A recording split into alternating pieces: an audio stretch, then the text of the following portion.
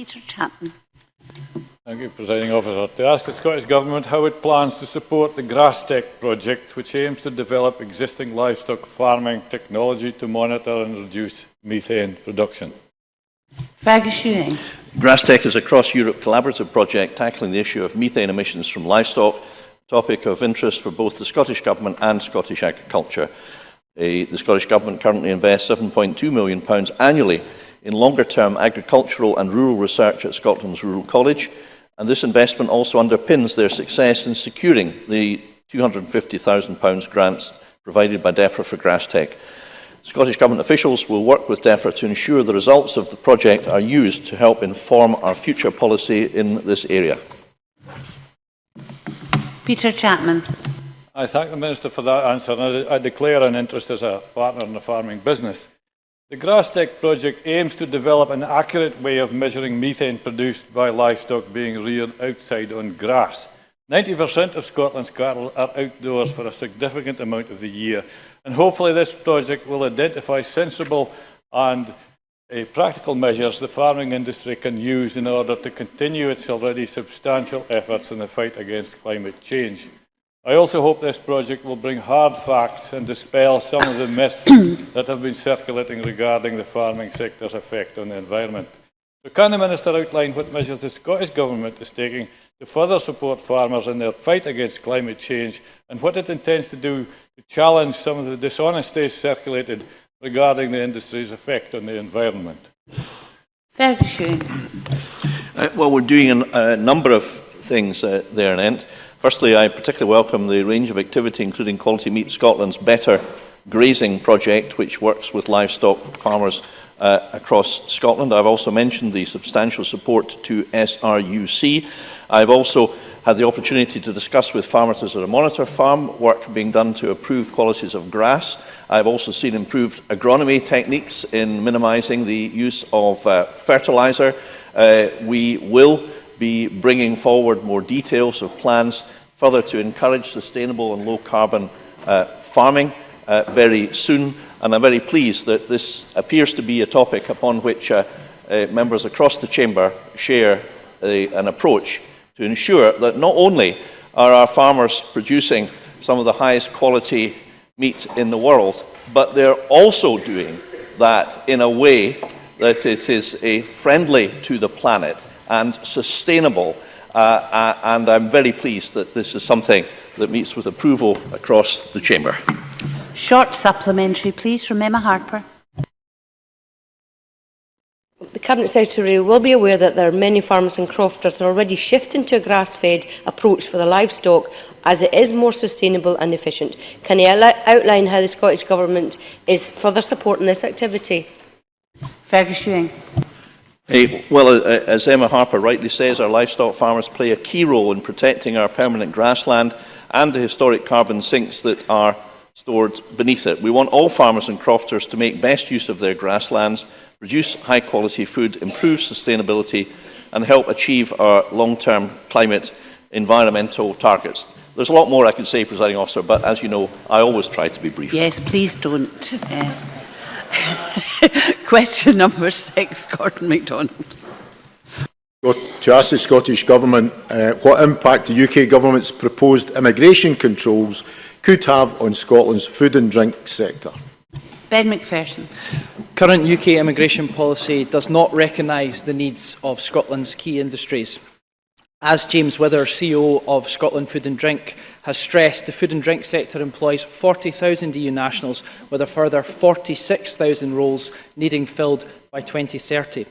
The UK Government's proposals will restrict labour market access, and could leave many of these roles in one of Scotland's critical industries unfulfilled. Our proposals for a Scottish visa would allow Scottish ministers accountable to this Scottish Parliament to develop a tailored migration policy within the UK immigration system to meet Scotland's needs. Gordon MacDonald. I thank the Minister for that answer. The Minister will be aware that many EU citizens living and working in Scotland are employed in food and drink sector, including at Burton's Biscuits in my constituency.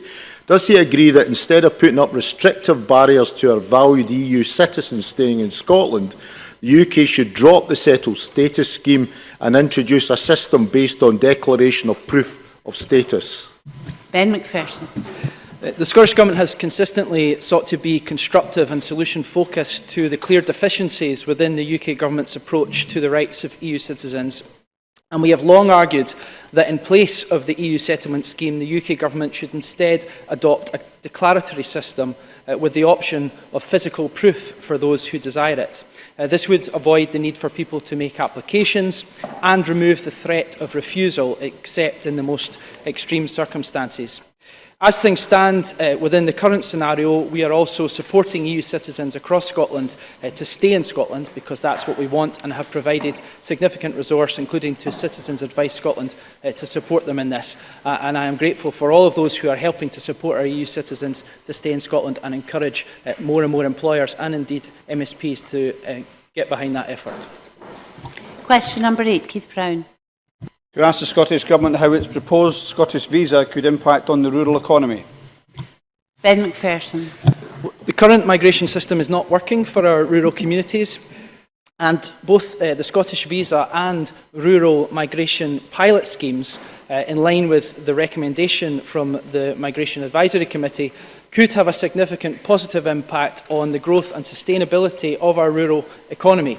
These measures would allow Scotland to attract and, crucially, retain people with the skills and attributes we need for our communities to flourish. The UK Government should engage positively and work with us to develop these pilots and trial them in Scotland to encourage people to move to and stay in our rural communities. Keith Brown. Answer, and also ask whether he shares my concerns about reports from a recruitment agency based in my constituency, which specialises in sourcing staff from Europe for the rural hospitality sector, where there is limited local seasonal labour. That in a recent recruitment drive, instead of the usual 40+ applicants, only 3 people applied for positions. Does he agree with the UK's Migration Advisory Committee recommendation that the UK should pilot tailored approaches for our rural areas, and will he make a request for Scotland to host such pilots to address labour shortages in areas like the rural hospitality industry? Ben McPherson. I very much share Keith Brown's concerns, and the example he cites is one which shows that the fact that we have now left the EU makes us less attractive, unfortunately, for migrant workers, and also we are having to compete with other EU countries who wish to attract the same individuals to work in their economies. As Keith Brown has said, and I mentioned in my last answer, pilots should be hosted here in Scotland, and we are continue to engage with UK ministers and the Home Office on that they should bring those pilots to Scotland. We have said that consistently since the previous Home Secretary mentioned it on the 23rd of July 2019, and we will continue to engage with UK Government to press them to do this thing, to undertake these pilots, which will be the benefit of all of Scotland. Question number 7, Ruth Maguire. Thank you, Presiding Officer. To ask the Scottish Government what action it's taking to support environmentally sustainable farming practices. Marie Goujon. The support provided to farmers, crofters and land managers clearly contributes to environmentally sustainable farming practices. Those receiving funding as direct payments must adhere to agricultural practices beneficial for the climate and the environment. Our Agri-Environment Climate Scheme has successfully funded a range of activities that help to maintain and enhance our rich and varied natural environment, with almost 1 million hectares of land under environmental management. And our new Agricultural Transformation Programme will encompass the now statutory commitments on whole farm emissions accounting, sustainability, innovation and an agricultural modernisation fund in line with the climate emergency. Ruth Maguire. Thank the Minister for that very full answer. The Minister will be aware that several times now Boris Johnson has made clear he intends to allow GM crops to be grown in England. Can the Minister advise what consultation there's been with the Scottish Government on this, and could she provide reassurance to concerned citizens on the Scottish Government's position on GM crop cultivation? Marie Goujon. I can quite simply say the UK Government has not consulted with the Scottish Government on this. However, I would say in addition to that this is a devolved matter, and I can categorically say our position on GM has not changed. We've brought in domestic legislation that aligns with EU law and allows us to maintain our opt-out of GM crop cultivation, and we would urge the UK Government to continue to align with EU standards on GM in the future. Short, quick supplementary, please, from Colin Smith. A new agricultural support system will be key to support an environmentally sustainable farming, and it's important that the transition period is used to prepare for this. So can the Minister tell us when the Government will bring forward details on how the pilot schemes to develop that new system will be funded, and is it still the intention to cap direct payments to fund those pilots? A shorter and quicker answer, please, from Marie Goujon. I can just say that I'd be happy to get back to the member with more detail on that, but I would say that there is already one pilot underway with SNH, and again, I'll get back to him with further detail on how we plan to take that forward. That concludes portfolio questions, and we'll move on to the next item of business. If everyone could shift their seats accordingly.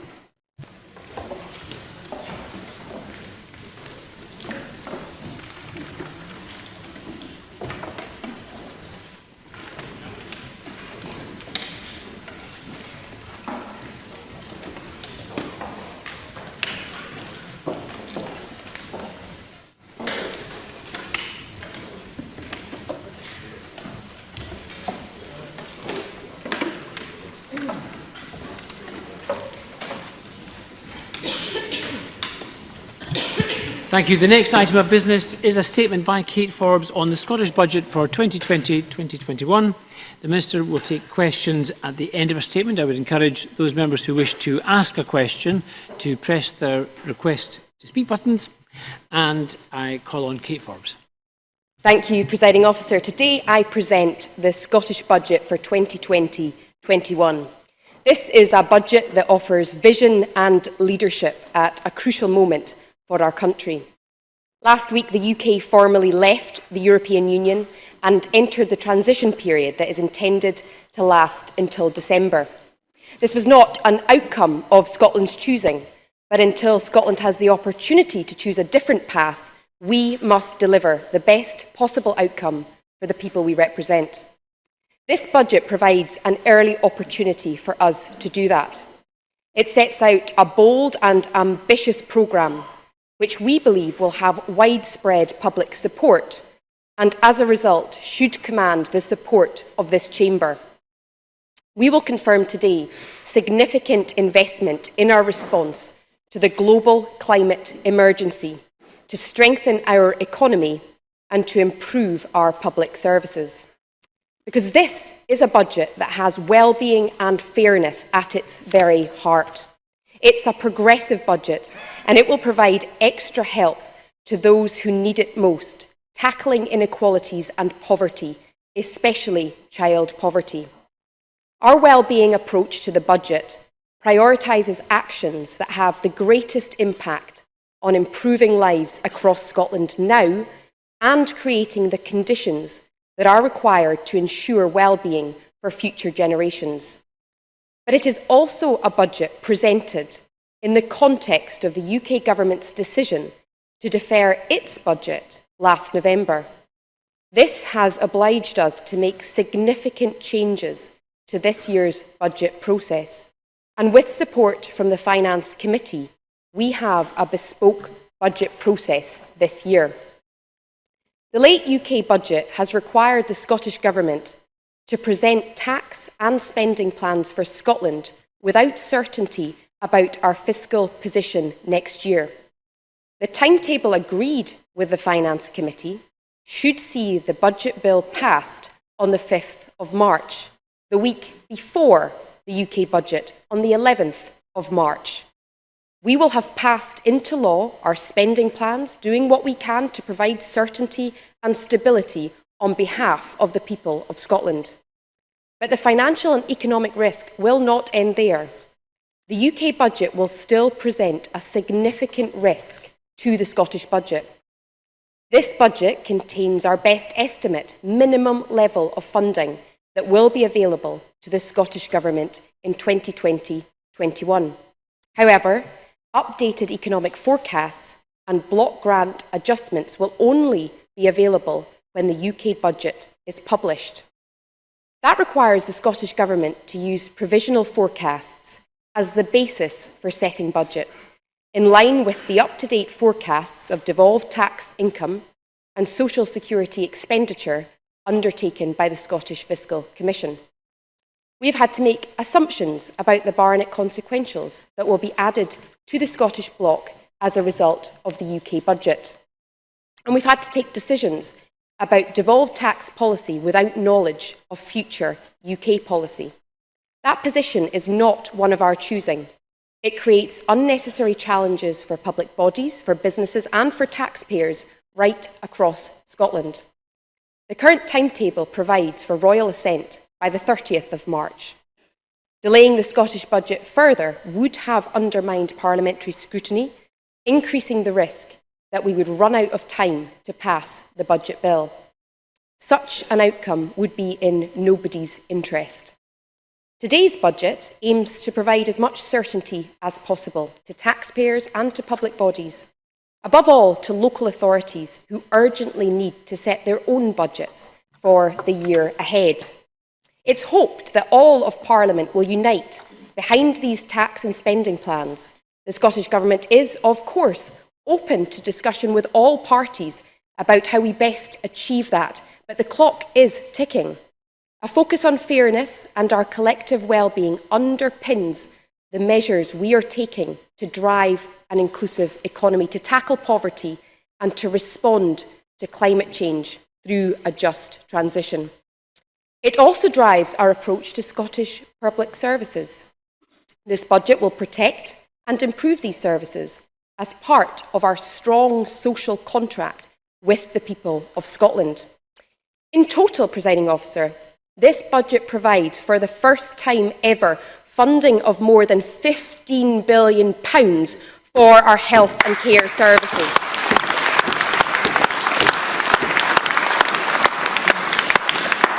We are providing the capital for our programme of elective care centres. We're investing more than £9.4 billion in health and social care partnerships, and we're investing £117 million in mental health. We're delivering an increase of nearly 60% in funding to reduce harm from alcohol and drugs, including support for the work of the new Drugs Deaths Task Force. We're also providing a real terms increase in local government revenue support as part of an overall funding package that delivers our key commitment on early learning and childcare, that funds a fair pay deal for our teachers, and invests more than £120 million targeted at closing the attainment gap, with a further £62 million provided out with the settlement through the Attainment Scotland Fund. And to help maintain low levels of reported crime and keep our communities safe, we are providing an additional £37 million for the Scottish Police Authority resource budget. That is well above the real terms increase we had promised and will ensure Police Scotland have the money they require to maintain officer numbers at current levels.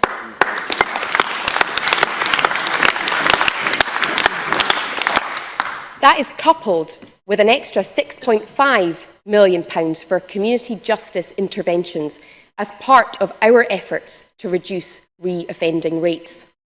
The budget provides capital funding of nearly £70 million for the prisons estate, including a replacement for HMP Barlinnie and investment in the female estate. Now, Presiding Officer, the budget and the economy are, of course, inextricably linked, and both are being impacted by EU exit. Last week, the Bank of England downgraded its projections for the UK economy. The Scottish Fiscal Commission forecasts for the Scottish economy published today again confirm that not only has uncertainty around leaving the EU already held back growth over recent years, but that EU exit will continue to be bad for our economy, holding back growth in trade and productivity. But despite those challenging economic conditions, the economy continues to grow. A strong labour market with high employment and low unemployment, with earnings growth that is outperforming previous forecasts. However, we must remember that the economic and fiscal forecasts that underpin this budget assume that a sensible agreement will be reached between the EU and the UK. Should that not be the case, we may be forced to reconsider spending plans across all portfolios in order to mitigate, as much as we can, the unnecessary harm that would be caused if no agreement is reached. The economic outlook has informed the progressive approach taken in this budget to tax. We have already the most progressive, fair and balanced income tax system in the UK, one that raises additional revenue from those who can most afford it and protects public spending. This helps us to make Scotland the kind of country that we want it to be. It funds our public services, supports our economic infrastructure and helps those most in need. In 2017, in the interests of providing certainty, the Scottish Government made a commitment that Scotland's income tax structure was settled for at least the duration of this Parliament. And, Presiding Officer, today we are keeping that promise. There will be no increase to any of the rates of income tax this year. No Scottish income taxpayer will pay more income tax in 2020-21 on their current income than they do this year. To cement the progressivity of our tax system, we will increase the basic and intermediate rate thresholds by inflation to protect our lowest and middle earning taxpayers. The higher and top rate thresholds will be frozen. That will ensure that 56% of Scottish taxpayers pay less than they would if they lived elsewhere in the UK. Scotland will continue to be the lowest tax part of the UK for the majority of income taxpayers.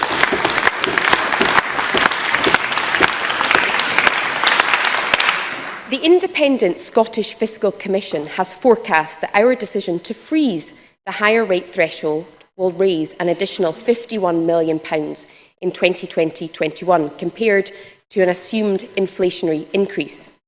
The Commission's forecasts show that, in total, Scottish income tax will raise over £12 billion in 2020-21, partly driven by continued growth in earnings. On land and buildings transaction tax, we're proposing to introduce a new 2% band for non-residential leases only, applying to transactions where the net present value of rental income over the period of the lease is above £2 million. The move to a three-band structure will ensure that our tax system continues to be seen as progressive and fair in keeping with the Scottish approach to taxation. Legislation will be introduced to the Scottish Parliament to enable this change to come into effect from the 7th of February 2020.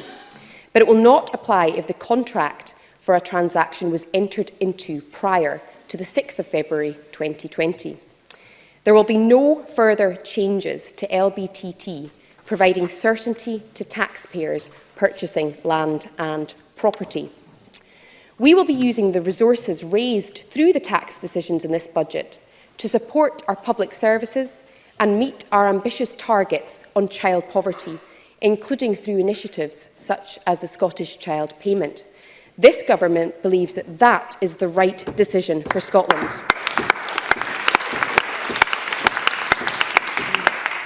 Based on previous commitments at the UK Autumn Budget 2018, we do not expect income tax divergence between Scotland and the rest of the UK to increase in 2020-21.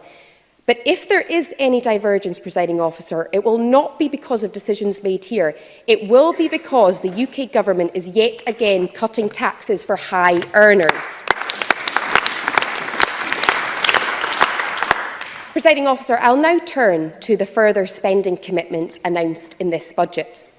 Last year, the First Minister led the way in acknowledging the climate emergency. Across the world, we are seeing an increasingly unified response to what is a fundamental issue for us all and for future generations.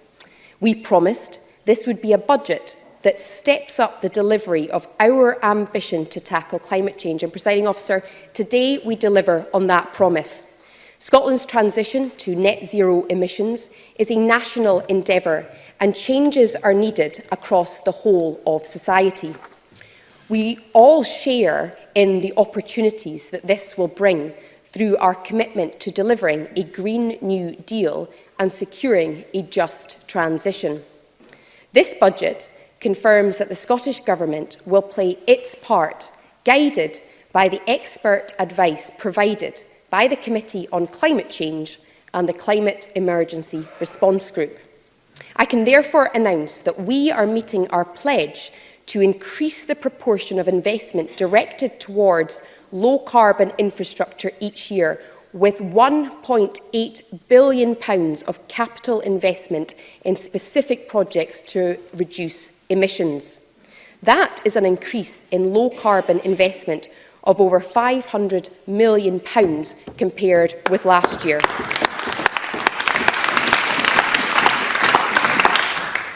The budget provides additional funding in the key areas of transport, agriculture, heat and energy. Promoting a greater shift to public transport will be key to our success. We are increasing overall funding for rail and bus services, including concessionary travel, by £286 million to a total of £1.55 billion in 2020-21. Investment in active travel will increase to over £85 million, promoting cycling, walking and more sustainable transport. The £83 million Future Transport Fund will see us investing in low-carbon and other transformational initiatives, including low-emission and electric buses, bus prioritisation, electric vehicle charging points infrastructure and the Switched On Towns and Cities programme. We're providing £5 million to help the shift to electric vehicles in the justice sector, and we are increasing to £35 million low-carbon transport loan fund, supporting those who need support to drive to transition to low-emission vehicles. Emissions from agriculture and other land uses need to reduce as part of our climate plan. But we need to work in partnership with farmers and other land managers to achieve that. We're providing an initial £40 million investment in the Agricultural Transformation Programme to help develop the tools and the techniques that are needed. We're also increasing our investment in forestry to over £64 million in 2020-21, up from £59 million, as part of our response to the recommendation made by the Committee on Climate Change that we need to move towards planting levels of 15,000 hectares per year as soon as we can. And we confirm today a new £120 million heat transition deal, which recognises the need to boost the scale and pace of growth in decarbonising our homes and buildings. That will ensure we seize the huge economic opportunity renewable heat will present as part of a just transition, delivering thousands of new green jobs. This heat deal includes a £50 million Heat Networks Early Adopter Challenge Fund for local authorities and a £10 million fund to support hydrogen heat demonstrator projects. This budget also secures an increase in capital funding for energy efficiency measures to £151 million. These measures alone represent a substantial plan of action for the year ahead, but we must and we will go further. The climate emergency demands immediate action, but it also requires genuine long-term commitment if we are to deliver against our statutory emissions reductions targets. I have three further announcements to make which underline the depth of this government's longer-term commitment. Firstly, we will incentivise local authorities to use the assets and the levers at their disposal to reduce emissions and boost the economy by unlocking up to £200 million of revenue-financed investment in projects across Scotland through our Green Growth Accelerator. Secondly, we commit now that we will ring-fence an additional £2 billion of transformational infrastructure investment over the next parliamentary term for measures to support the delivery of the climate change plan. Let nobody doubt that this government will prioritise multi-year investment in low-carbon measures at the scale required to help tackle the climate emergency. These measures will build on the recommendations of the Infrastructure Commission, with further detail to be provided in the Infrastructure Investment Plan later this year. Finally, Presiding Officer, all the evidence suggests that one of the most effective ways of locking in carbon is to restore our peatland. This offers a clear nature-based solution to the climate crisis. The Committee on Climate Change have shown that every £1 spent on peatland restoration brings £4 of social benefit through reduced emissions, improved water quality and flood mitigation.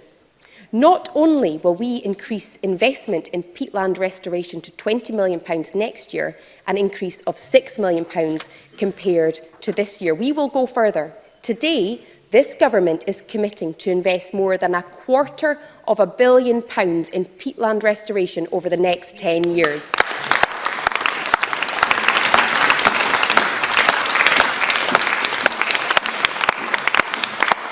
That will enable large-scale restoration projects to be developed, enhancing biodiversity in some of the most important habitats in Europe, securing jobs in the rural economy and, based on initial estimates, delivering greenhouse gas emission reductions of up to 0.8 million tonnes a year by 2032.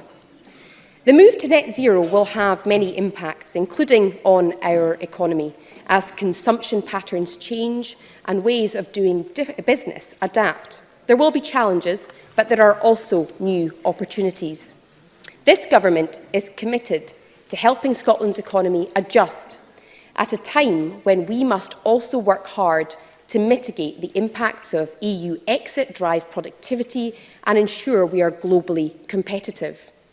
Infrastructure investment remains key to our success. Overall, today's budget, backed with increased capital borrowing, will boost infrastructure investment by nearly £1 billion in the first year of our national infrastructure mission, which is to increase annual investment between 2019-20 and 2025-26 by 1% of GDP. That includes further investment in sustainable transport and digital through the R100 programme and more than £800 million of investment in affordable housing as we continue to progress our target of 50,000 affordable homes.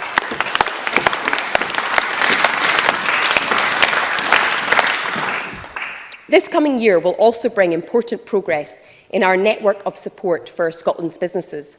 We're establishing the Scottish National Investment Bank with £220 million of direct investment in 2020-21 by the Scottish Government, and the South of Scotland Enterprise will receive £28 million of funding to provide targeted support for businesses there. Our approach will reach right across Scotland as we provide £201 million of funding for city, region and growth deals, including provision for new deals in Stirling and Clackmannanshire, Tay Cities, Ayrshire and the Borderlands. We are pleased to maintain the most competitive business rates regime in the UK, with the lowest poundage anywhere in the UK, and we will implement a new lower intermediate property rate for properties with a rateable value of between £51,000 and £95,000. Taken together, those decisions will halve the number of properties liable for the higher property rate and ensure that over 95% of properties pay a lower poundage than they would in other parts of the UK. The budget maintains a generous package of reliefs benefiting over 150,000 properties, including the Small Business Bonus Scheme and Business Growth Accelerator, reliefs which are worth an estimated £744 million in 2020-21. Presiding Officer, we are pleased that sense has prevailed and Parliament has supported the Scottish Government, the business community and COSLA in approving the Non-Domestic Rates Bill, which delivers on our agreed measures from the Barclay Review. This bill supports growth, it improves the administration of the system and it increases fairness for ratepayers. This budget delivers a range of other measures that will support growth in our economy. We're providing an additional £16 million of support for the National Manufacturing Institute, and we are increasing the trade and the investment budget by a quarter. We're also investing in the fundamentals of our future economy with increased resources for Skills Development Scotland and real terms increases for our world-class universities and colleges, with total investment of more than £2 billion, helping to ensure that we have the skills and research base that our economy needs. In total, this budget provides a multi-billion-pound package of support for the economy, using all the levers at our disposal just when it needs it the most. Presiding Officer, at a time when the UK Government seems to have cast our economy aside in favour of Brexit, this Government will work tirelessly to bring certainty and inclusive growth to the economy of Scotland.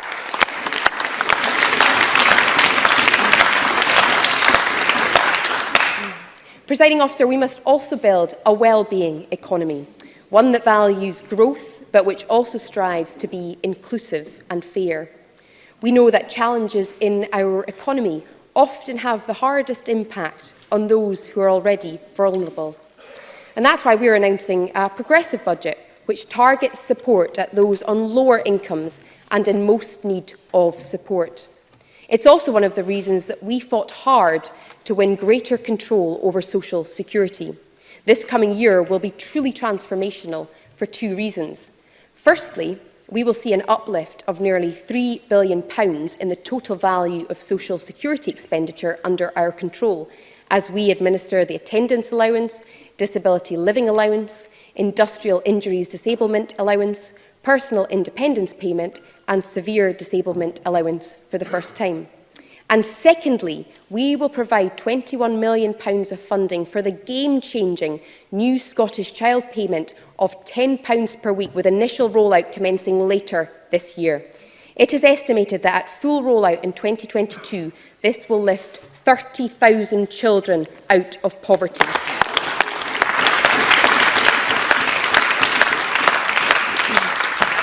Presiding Officer, when powers rest in Scotland's hands and not in Westminster's control, we will use them wisely and decisively to build a fairer country. We're also providing wider support to tackle poverty and to help progress towards the target to halve child poverty by 2030. We'll continue to invest from the £50 million Tackling Child Poverty Fund, and will increase the Scottish Welfare Fund by over 7% to provide more support to those hit by Tory welfare cuts. Through our public sector pay policy, we'll provide a 3% increase in basic pay for those earning up to £80,000, with additional support to those on lower incomes through an underpin of £750 for those earning £25,000 or less. And we will continue to pay and promote the real living wage. We'll provide additional funding to help the most disadvantaged access further and higher education, and we will invest £645 million in our radical expansion of early learning and childcare, providing from August this year 1140 hours of high-quality childcare that will boost the education of children at a crucial time in their development and also reduce the financial burden of childcare costs on young families. In total, based on previous estimates, we expect to spend no less than £1.4 billion in 2020-21 on supporting low-income households before taking into account the remaining devolution of social security benefits.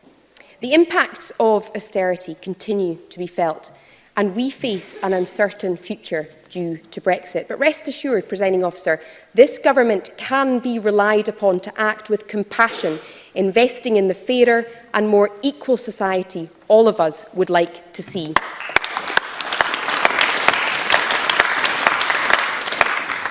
Presiding Officer, in a parliament of minorities, good governance demands compromise and pragmatism on all sides.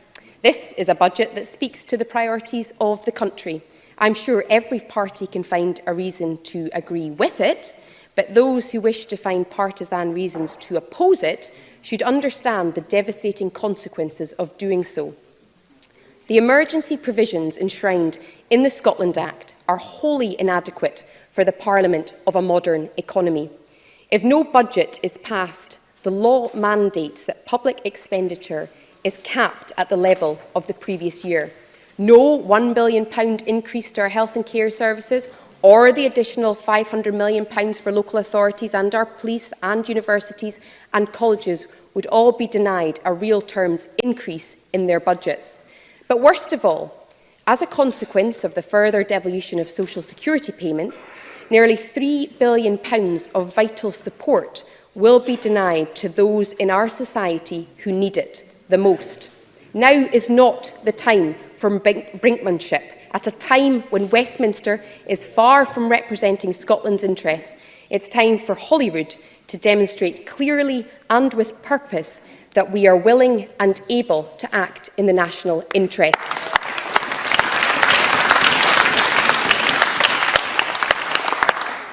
And in order to achieve that, the Government will be willing to compromise, but we want to be clear on the parameters of that compromise. This is a budget that fully allocates the resources at our disposal and addresses the priorities of the nation. It reflects our ambition for our country, our determination to eliminate child poverty, to accelerate the transition to a net zero economy and improve the collective well-being of our society through first-class public services and a social security system built with human dignity at its core. In doing so, we have used every fiscal lever we have to the fullest extent. Every penny is accounted for, including the £100 million in the reserve, held to ensure we can manage future tax reconciliations and any volatility in social security expenditure. If any party in this chamber wants to see spending increases or tax cuts, or in some cases both, they will need to be clear with the Scottish people, not just about what they want, but how it will be paid for. In presenting its budget to you today, the Scottish Government has made an assessment of the promises made to the people of Scotland by the UK Government, and this budget relies on them fulfilling their commitments. We have had little choice but to take the Tories' promises at face value. Their majority at Westminster is, after all, won on the back of a promise to end austerity. But we have heard those promises before, and yet the crippling reality of Tory austerity continues to bite. And just last week, there was widespread reports that all UK Government departments were being ordered to identify savings of 5%, an order issued by none other than Boris Johnson and Sajid Javid. It seems that old habits die hard for the Tories. If the UK Government does not live up to its promises, we will have to take the unprecedented step of returning to this chamber with budget revisions that make cuts to the spending plans that I have outlined today. If that happens, the responsibility will lie clearly at the door of the UK Government.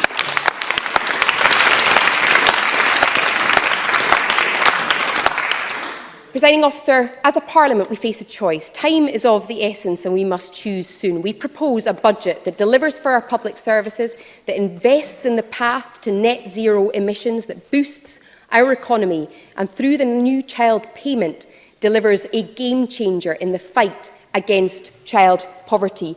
This Scottish Government's choice is clear. This budget delivers for the people of Scotland, and I commend it to the Chamber.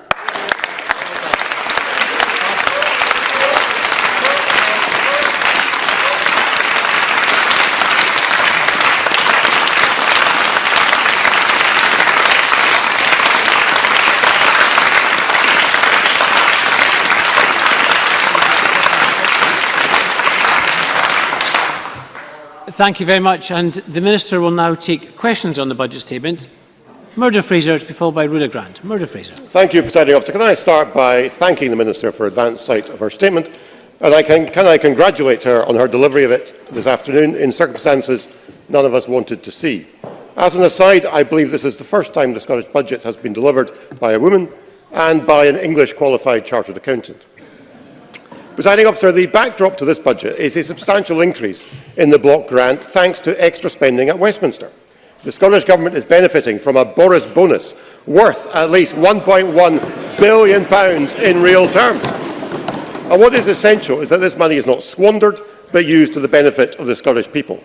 And against that budget increase, there can be no case for additional tax rises or for any further cuts in our vital frontline services. Presiding Officer, our priorities for this budget are to see measures to help grow the Scottish economy and to support vital public services. When it comes to tax, we have been very clear that there must be no further divergence between Scottish personal taxation and that payable elsewhere in the United Kingdom. And what the Minister announced today on tax thresholds will widen the tax differential, and that's not something that we could support. Because what we know, thanks to the Fraser of Allender Institute, is that the tax changes introduced by the former Finance Secretary, egged on by the Greens, making Scotland the highest tax part of the United Kingdom, haven't actually raised any additional revenue for the Scottish public services. All they have done is fill the black hole that's been created by the fact that the Scottish economy is growing more slowly than the rest of the UK under the SNP's stewardship. Presiding Officer, we know that over the past year, the Scottish economy has grown at less than half the UK rate, and I expect the Fiscal Commission will tell us today that that trend is continuing. So no additional taxes would be appropriate. And that is why in this budget we need to see action to support business. The announcement on reducing the large business supplement is welcome, but doesn't go far enough for us, or indeed for business, particularly large retail, which is suffering at the moment. Presiding Officer, we welcome the extra money for health, only made possible because of additional spending by the UK government. And when it comes to local government, which has borne the brunt of cuts in previous budgets, we've been very clear that that cannot be the case this year. Councils are key to initiatives to tackle climate change, but when their budgets are cut, they cannot progress those. So we will scrutinise very closely the additional commitments put upon councils to ensure they are fully funded with no hidden cuts to the core grant as in previous years. Presiding Officer, I have two specific questions to ask the Finance Minister. Firstly, she has told us that every penny at her disposal is accounted for. Of course, we heard that exact line year on year from her former boss, but miraculously, in the 3 to 4 weeks after producing his budget, he would suddenly find a few £100 million extra down the back of his sofa to lubricate his budget negotiations. So perhaps the Finance Minister can save us all a bit of time by telling us today exactly how much money is hidden away, in addition to what's in the budget before us. That would make forward budget discussions much easier, because we will give this budget serious consideration, and we are prepared to engage seriously with the Scottish Government as to whether this budget is something we can support. And finally, Presiding Officer, would the Finance Minister accept that all the additional spending in Scotland benefits from is supported by the union dividend, now worth nearly £2,000 for every man, woman and child in Scotland? Without this, we learnt this week, Scotland would be facing a deficit of over £10 billion, now up to 7.3% of GDP. Will she acknowledge that it is Scotland's place in the United Kingdom, coupled with this year's Boris bonus, that supports this budget and public services in Scotland? Thank you. Minister Kay Forbes. Rather than pretending that there's a Boris bonus, I think the Tories should be starting off by apologising for the decade of austerity that they've subjected this country to. The Tories talk about extra money. We have not seen a single penny of that. And if the UK Government was so confident of investing more in the Scottish Government's budget, why have they introduced so much uncertainty by delaying that very budget? In terms of taxation, Murdo Fraser knows that his position on tax is not sustainable. For the majority of people, this is the lowest tax part of the UK, but for everybody, it is the fairest. And the reason that we can invest in our public services is because the fundamentals of our economy are strong and because we have mitigated the impact of Tory austerity with our tax decisions. Now, in terms of the two questions that Murdo Fraser asked, I can confirm that every penny has been deployed. The uncertainty caused by the UK Government's budget delay means that we are not playing games. This is not the time for brinkmanship, and we have deployed every penny on the face of the bill. This is an honest presentation of what the Scottish Government believes the priorities should be for the people of Scotland. And in terms of the union dividend, if the union dividend is austerity for 10 years that's hit our public services and a Brexit that we didn't vote for that's hit our economy, then I'm not sure that's a great selling point for the union dividend. Rhoda Grant.